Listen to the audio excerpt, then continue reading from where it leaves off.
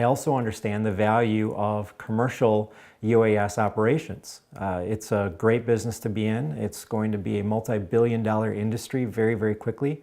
And I believe that it's actually going to create hundreds of thousands of jobs across our country. So it's really a great time for you to be considering getting your remote pilot airman certificate through the Part 107 program. So how did we get to this point? There's obviously a lot of talk. We've produced some videos before about the 333 exemption and how does that compare to the Part 107. The major difference is that in order to obtain that 333 exemption, you had to have a manned aircraft pilot's license, which I do, and I was able to successfully petition the FAA and obtain that authority to fly through the Section 333 exemption.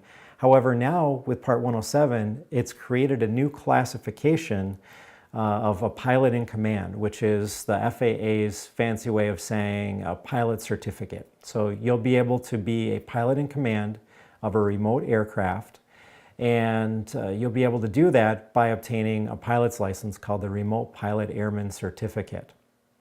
So who's able to do that? The people that want to apply for that, you first of all have to be 16 years old or older. You have to be vetted by the Transportation Security Administration, so the TSA, and the process on how exactly that's going to work so far has not been established, but it's going to be something similar to a background check that'll all be done electronically. You won't have to meet with the TSA or do anything of that nature. It's going to be that you have to properly identify yourself so that they can verify who you are, and they will do some type of a background check which hasn't been disclosed yet. The other thing that you're going to have to do is demonstrate that you have some aeronautical knowledge. So as Jim talked about, the Pilot's Handbook of Aeronautical Knowledge is a 500-page plus manual that the average manned aircraft pilot is required to work through. But they're not required to do that on their own. They are going to be working with a certified flight instructor who is going to help them through a ground school, and they spend approximately 6 months going through that 500-page book. That's been a process that's worked very, very well for 50 plus years.